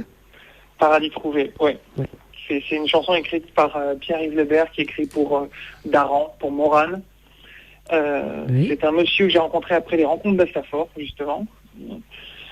Et un jour, j'étais dans le train, je rentrais pour Bordeaux, j'étais dans le train pour Paris, et je lui écris. Souvent, j'écris comme ça des textos à mes amis, aux auteurs avec qui je travaille. Je dis, il me faudrait une chanson là, de suite. Je sens que j'ai une idée qui vient et tout. Et j'écris dans le train à Pierre-Yves. Et je lui dis, t'as pas une chanson là? Je sens que on peut sortir un truc hyper fort. Regarde ce que t'as en texte. Et puis il me dit, écoute, j'ai cette chanson qui est dans les tiroirs depuis des années, jamais personne ne l'a voulu. Regarde, toi, ça t'intéresse. Et je reçois ça sur mon téléphone, donc je lis, et je lis le refrain qui dit « Un jour ou l'autre, il faudra bien qu'on fraternise, qu'on cloue aux portes des églises, des synagogues et des mosquées, fermées pour cause de paradis trouvé. » Et je me suis dit, mais c'est juste pas possible de pas faire une chanson sublime avec un texte aussi beau. Et de suite, je suis rentré, je suis descendu du train, je suis rentré chez moi, et je me suis mis au piano, et toute la chanson est venue comme si je la chantais depuis 10 ans. Mais c'est-à-dire que j'ai même pas cherché une mélodie. Je me suis assis au piano, les accords sont venus, j'ai tout chanté d'un coup. J'ai écrit à Pierre-Yves, ça y est, la chanson est finie. En tout et pour tout, il m'a envoyé la chanson, genre 2 heures après, il avait la maquette, il n'en revenait pas, il m'a dit, c'est pas possible, mais tu l'as enregistré quand? C'est venu hyper rapidement. C'était hyper fort, quoi. Mais t'étais hyper fort, hein. Il y a pas d'autre mot. Moi, je dis, ouais. Ça y est, on est cloué, hein. Ça y est. Oui, là. Eh ben, dis donc. On l'a trouvé, le paradis avec Julien, hein. Franchement, ouais. Eh bien, on va l'écouter, Julien, hein. Eh bien, avec grand plaisir. Et après, on se retrouve après, juste pour donner le petit mot de la fin, hein. Ok. Allez, à tout de suite, Julien. À tout de suite. Aujourd'hui j'ai guetté vers le nord, et toujours aucun feu, pas un souffle, aucun homme, personne. Depuis combien de jours? Toujours la même odeur de métal et de peur. Et si nous étions seuls, mon amour? Et si nous étions seuls? Au milieu des débris presque enfouis sous la cendre, quelqu'un a mis des mots. Voilà ce que j'ai lu, mon amour. Voilà ce que j'ai lu. Un jour ou l'autre, il faudra bien qu'on fraternise, qu'on cloue aux portes des églises, des synagogues et des mosquées, fermées pour cause de paradis trouvé.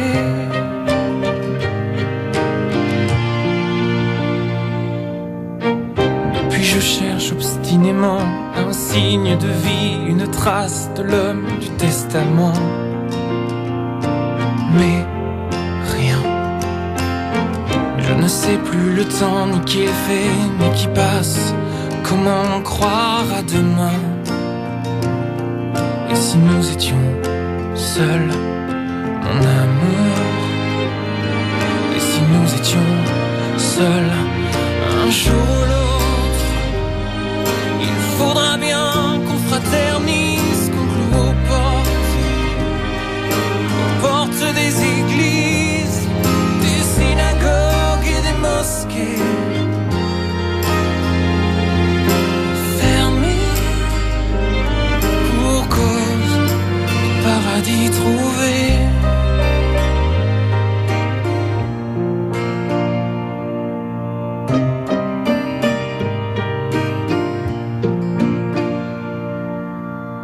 Demain tu guetteras vers le sud, et après-demain, même tous les jours suivants, je t'aime et nous sommes vivants. Un jour ou l'autre, il faudra bien qu'on fraternise, qu'on cloue aux portes des églises, des synagogues et des mosquées,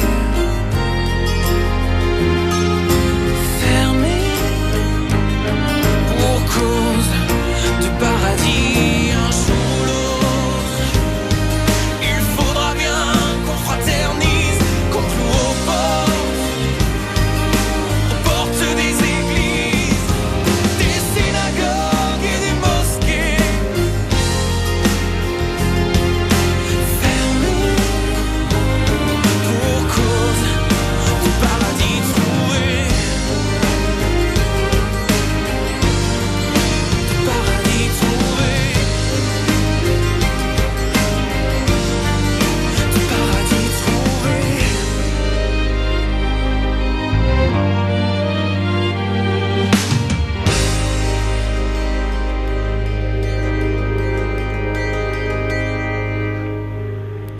ben dis donc, quelle soirée. Oui.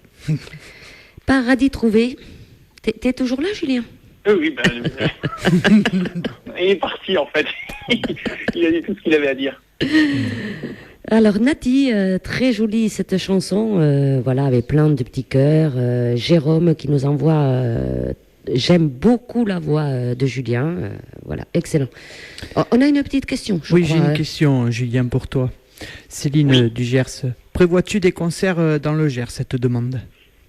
Oui, alors évidemment, on essaie de faire des dates le plus possible, de multiplier les rencontres. Ça devrait arriver. On a quelqu'un qui devrait s'occuper évidemment de répertorier toutes les dates où il va pouvoir passer. Donc, prochainement, ça devrait arriver très vite. Voilà. Ok. Ah, quand même. Ah, ben oui. Quand même. Alors, dimanche dernier, j'étais à Colomiers, Julien, et j'ai entendu parler de toi parce qu'on était avec Benjamin Bocconi et avec, et avec Vanessa qui m'a dit, tu vas voir, c'est un excellent chanteur, il parle bien, il est très aimable. Voilà, Vanessa, je lui envoie le bonjour parce que c'est un peu grâce à elle qu'on a pu t'avoir dans l'émission. Voilà, ce soir. Eh bien, merci Vanessa. C'est quelqu'un de très, très, très gentil, de très tendu, qui aime beaucoup suivre les artistes et c'était une belle rencontre. Oui, c'est une belle rencontre. Oui, parce que je crois que Vanessa, elle a ton album et elle le passe sans arrêt dans la voiture, hein, j'ai compris. Oui, effectivement, elle est vachement... Mais l'album de Benjamin aussi, donc c'est bon. Oui, elle est fan de Benjamin aussi. Excellent, oui, aussi Benjamin. Ouais, voilà, on l'a rencontré dimanche, très très bien. Bon, on espère qu'on va te rencontrer à toi très très vite aussi, hein, par contre. Ben, grand plaisir. Voilà. Alors, Julien, est-ce qu'en dehors de tout ça, parce que bon, tu fais beaucoup de choses, tu nous as tout bien expliqué, est-ce qu'il te reste des petits loisirs à côté? Aller au cinéma. Oui. Oui, beaucoup. Non, je consacre vraiment le plus possible mon temps à ma passion. Mais j'en ai possible, évidemment. Oui. Est-ce que tu vis justement aujourd'hui de la musique? Tu vis de ton art? Oui. Oui. Oui. C'est pas tous les jours évident. Oui. Pour être parfaitement honnête. Mais oui. Oui, parce que pourquoi je dis que c'est pas forcément évident, c'est parce qu'en fait, on est soumis au statut de régime de l'intermittence. Oui. Et que c'est un statut très très compliqué, très très mal compris, de par l'administration déjà. Et puis de par les employeurs, les gens qui organisent des concerts. Oui. Alors, je parle pas du réseau absolument pro, des festivals, mais même des organisateurs qui pensent que c'est toujours ça pour notre plaisir et qu'en fait, on vit de chansons et d'eau fraîche et d'amour. Oui. Alors que c'est pas toujours ça. Il faut nous aussi payer une facture. Oui. Mais oui, aujourd'hui, depuis Dracula, en tout cas, j'ai le statut d'intermittent et je vis grâce à ma musique. Donc c'est quelque chose qui est hyper important et qui compte beaucoup, évidemment. Surtout pour toi, parce qu'on sent que tu es vraiment un passionné et puis que tu donnes tout pour la musique. Et voilà, tu as quand même la récompense qui est là, il faut le dire. Oui, moi, j'essaie de travailler tous les jours pour ça, histoire de ne pas oublier la chance non plus que j'ai. Je vis de ma passion, de mon métier. C'est une chance. Voilà, c'est vraiment une chance de se lever le matin et se dire, bien, je vais travailler tel et tel concert, essayer de bosser ça, perfectionner ça, écrire telle chanson. C'est une chance, vraiment, de pouvoir faire ça. Donc je laisse pas passer une journée sans rien faire, en tout cas. Alors, comment on te connaît? Je suppose que l'album vient de sortir, Graffiti Cowboy. Je suppose que tu es déjà en écriture pour un prochain album, je suppose. J'ai déjà commencé à écrire d'autres chansons. Je prends le temps de me poser entre deux albums, histoire de ne pas répéter la même chose, essayer de voir quelles sont les nouvelles choses que j'ai à raconter, les nouveaux sons que j'ai explorés. Mais oui, je suis déjà en train de travailler sur mes nouvelles chansons. Alors, on va le rappeler. Pour l'album, tu as via un site internet, tu vas le rappeler. Je suppose qu'on peut commander l'album via ton site internet. On peut le retrouver, bien sûr, dans plusieurs magasins, en téléchargement aussi. Voilà. Tout à fait.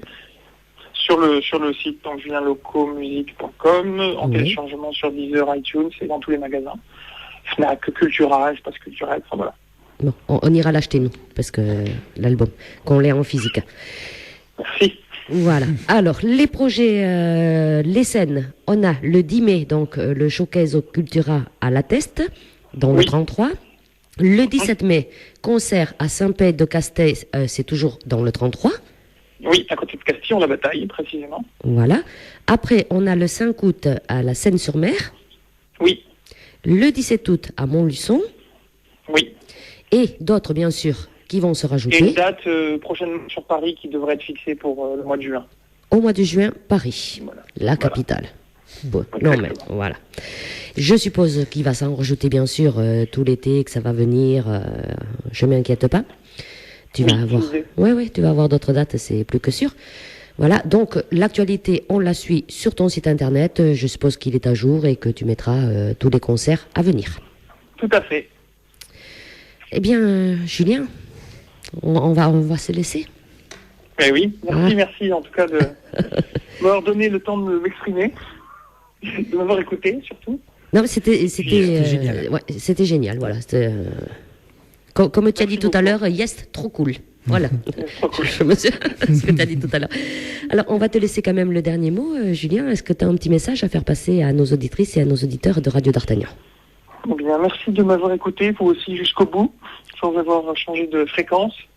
J'espère que ça vous donnera envie, évidemment, de découvrir d'autres choses. Et surtout, j'espère que ça vous donnera envie toujours plus d'écouter de la musique, pas seulement la mienne, mais celle de tout plein d'artistes, d'aller au concert et de partager des moments en musique. Voilà, c'est hyper important. Et puis, merci à vous encore, à toute l'équipe de Radio d'Artagnan, de m'avoir offert ce petit moment et d'avoir pris le temps de chercher à me découvrir un peu plus et puis de partager ce moment avec moi. Merci beaucoup. C'était très très agréable. Hein. Moi je le dis, voilà, on a découvert un super artiste ce soir et voilà, on peut être fiers nous aussi. Alors Julien, tu es passé donc dans l'émission Partir dans les découvertes de RDA. Sache que maintenant, tu l'étais déjà avant, hein, toi tu étais déjà un petit peu favorisé, hein, mais bon, sache que maintenant tu seras donc diffusé tous les jours parce que Radio d'Artagnan, tous les jours, a un créneau pour les nouveaux talents de 7h à 8h le matin et le soir de 20h à 20h30. Et je te parle même pas quand on est nous derrière la technique où on glisse nos nouveaux talents à longueur de journée, voilà, parce que après tout, oui, Julien Loco, c'est équivalent à d'autres grands noms d'artistes, hein, il faut le reconnaître. C'est tout. Bon, merci beaucoup, je suis touché. Voilà. Julien, la prochaine fois, tu noteras sur ton agenda que tu viendras carrément dans les studios de Radio d'Artagnan avec guitare. Avec grand plaisir. Voilà. Et on t'accueillera, nous aussi, avec un grand, grand plaisir. Voilà. Cool. J'aime bien cool. Julien, on va te souhaiter une très très bonne soirée et puis on se tient au courant bien sûr de ton actualité et on te dit à très bientôt. Et on va finir avec la chanson Des regrets en moins. Est-ce que tu en as toi des regrets en moins?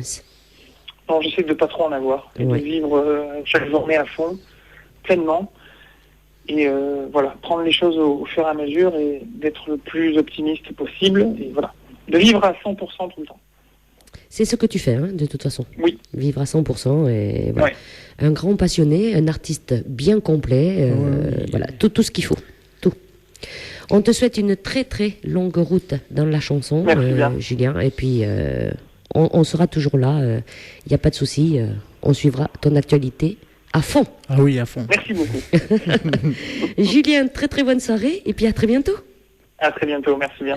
Merci beaucoup. Bye, Julien. Au revoir. Et nous, ce qu'on va dire, on va souhaiter une très très bonne soirée à toutes nos auditrices et à nos auditeurs. Merci pour votre écoute. Et puis on se donne rendez-vous à mercredi prochain, avec une grande surprise aussi mercredi prochain.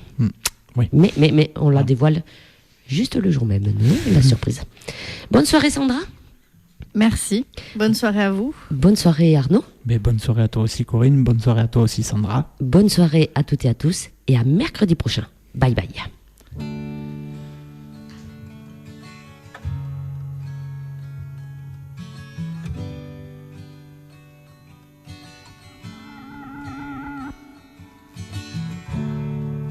Ça pourrait durer, ce printemps qui brille.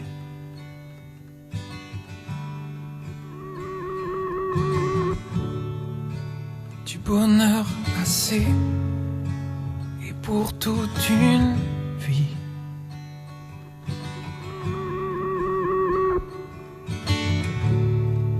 Je t'aime et je pars. J'avoue, c'est pas clair.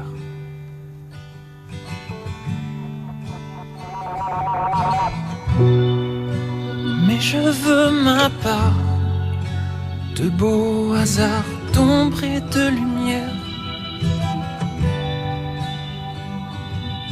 Je pars, ça nous fera, je crois, de nouvelles choses à vivre et des regrets en moins. En moins pour demain. J'ai envie d'aller, ma guitare, le jour et la nuit.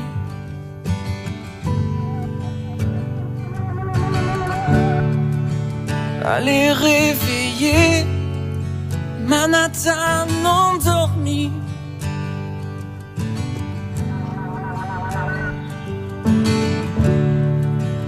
Prendre des cargos, peut-être lunaires,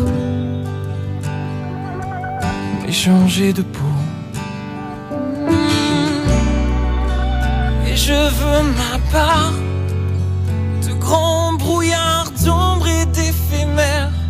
C'est pas des envies passagères, non, je pars, ça nous fera, je crois, de nouvelles choses à se dire et des silences en moins. Si tu veux bien, au pire, ça me fera, je crois, des souvenirs à vivre et des regrets en moins. En moins. Des regrets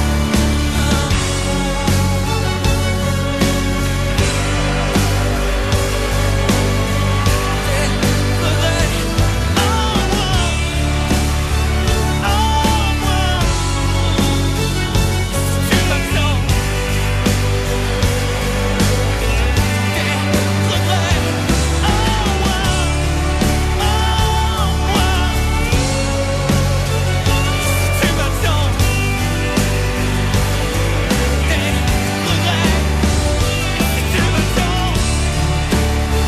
Si tu m'attends.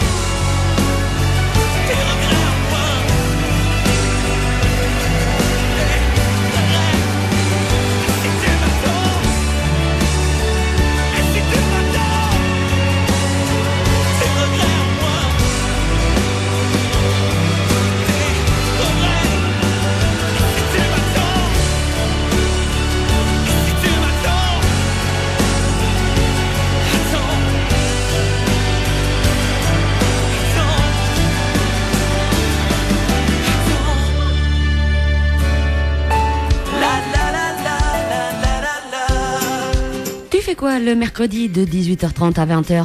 Eh bien moi, je pars dans les découvertes de RDA. Dans les découvertes de RDA Oui, c'est notre émission présentée par Corinne. et Jessica. Découvrons ensemble l'actualité de vos stars et surtout des stars à venir avec les nouveaux talents. Alors rendez-vous le mercredi de 18h30 à 20h dans l'émission Partir dans les découvertes de RDA. La vie est belle, belle comme le jour, belle comme l'amour, comme la vie est belle quand elle me prend par la main. Radio d'Artagnan, j'aime.